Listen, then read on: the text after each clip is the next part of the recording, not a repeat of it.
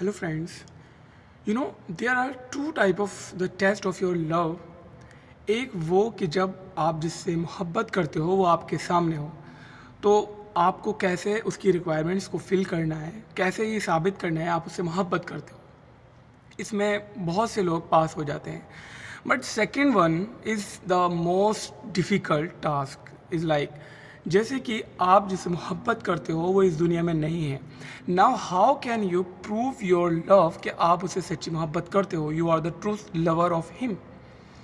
اس کی بہت ساری مثالیں ہیں. ان بہترین مثالوں میں سے ایک مثال ہے حضرت سیدنا ابوبکر صدیق رضی اللہ تعالی عنہ.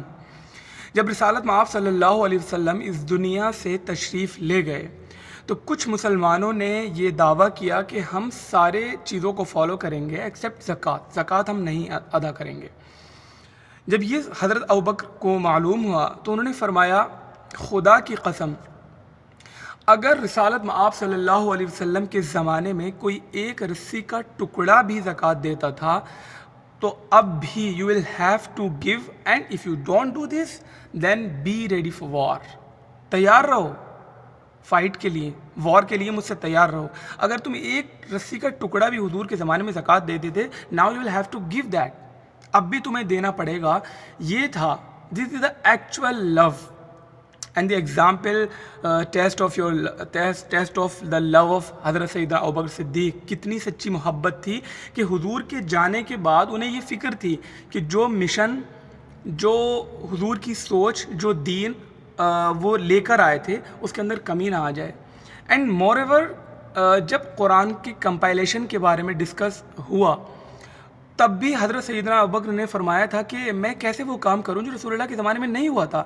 آفٹر دیٹ ان کو سمجھایا گیا کہ دس از اے گڈ فار امہ اور یہ اس کی بھلائی کے لیے ہیں، تب وہ کمپائلیشن آف قرآن کے بارے میں ایگری ہوئے تھے. Now as I am in Dubai in UAE اے، ہم لوگ سوچتے ہیں کہ Arabs is like close to Quran کیونکہ ان کی مدر ٹنگ ہے. But I am very shock to these so called Arab people کیونکہ یہاں پر قرآن کو اتنے زیادہ سمجھنے کے بعد بھی they are very going far away from the message of Quran. قرآن عظیم کا ایک اعلان ہے وَتَعَاوَنُوا عَلَى الْبِرِّ وَالتَّقْوَىٰ کہ ایک دوسرے کی ہیلپ کیا کرو اچھائیوں میں، نیکیوں میں. بٹ وَلَا تَعَاوَنُوا عَلَى الْإِثْمِ وَالْعُدْوَانِ لیکن گناہوں میں ایک دوسرے کی ہیلپ مت کیا کرو. there are two type of sin. being human everyone commits sin. ہر انسان گناہ کرتا ہے بٹ دا بیسٹ سنر، اچھا گناہ گار وہ ہے کہ ہو ریپینٹنس، جو اللہ تعالیٰ سے اپنے گناہوں کو بخشوائے اور استغفار کرے.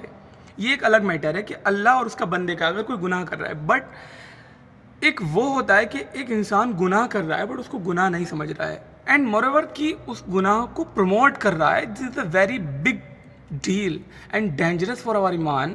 اینڈ مطلب ہم بیان نہیں کر سکتے کتنا خطرناک گناہ ہے. قرآن کہہ رہا ہے کہ ایک دوسرے کی مدد مت کرو گناہوں میں. بٹ یہاں پر اگر کسی ایک انسان کی یہاں پر حکومت ہے اور وہ اپنے آپ کو اسلامک خلیفہ شو کر رہا ہے دین اس کو تو سارے گناہوں کا ذمہ اس کے ہے. یہاں پر ڈرنک، بار، پب، اس ٹائپ کی بہت ساری جو گناہوں کا اڈا ہوتے ہیں وہاں کے لیے باقاعدہ انتظام کیا گیا ہے، ارینجمنٹ کیا گیا ہے. تو وہ سب کیا ہے؟ آئی ایم ویری شاکڈ کہ حضور صلی اللہ علیہ وسلم کے دین کے ساتھ جس دین کی وجہ سے یہ حکومت کر رہے ہیں وہ کیا کر رہے ہیں اس دین کے ساتھ. رسول اللہ کو کتنی تکلیف ہو رہی ہوگی، ان کو روح کو کتنی تکلیف ہو رہی ہوگی جب وہ دیکھ رہے ہوں گے یہ ساری چیزیں کہ میرے ہی علاقے میں، میرے ہی یہاں پر یہ سب کچھ ہو رہا ہے.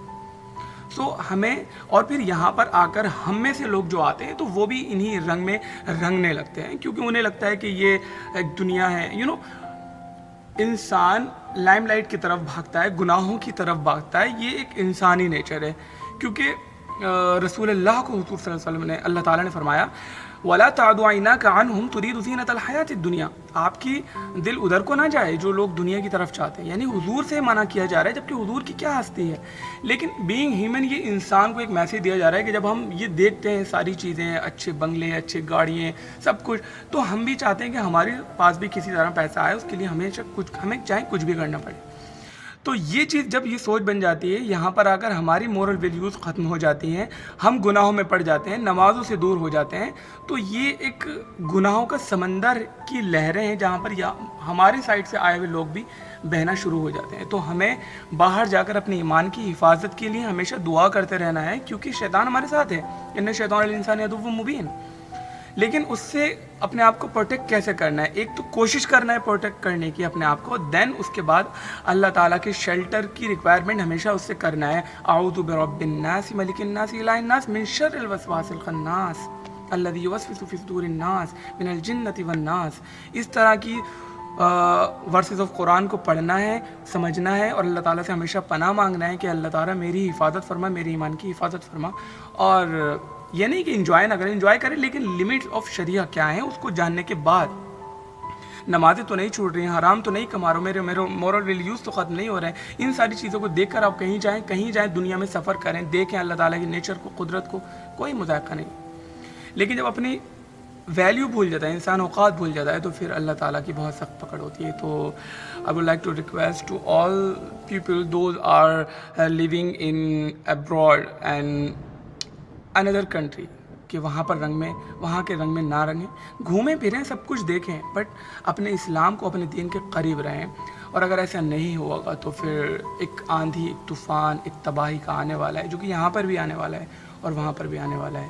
اللہ تعالیٰ سے دعا ہے کہ ہم سب کو عمل کرنے کی توفیق عطا فرمائے، اور جو دکھتا ہے وہ ہوتا نہیں. اس لیے ہمیں قرآن کو فرسٹ پرائرٹی بنانا ہے، اس کے بعد ساری چیزیں دیکھ رہے ہیں. جزاک اللہ خیر.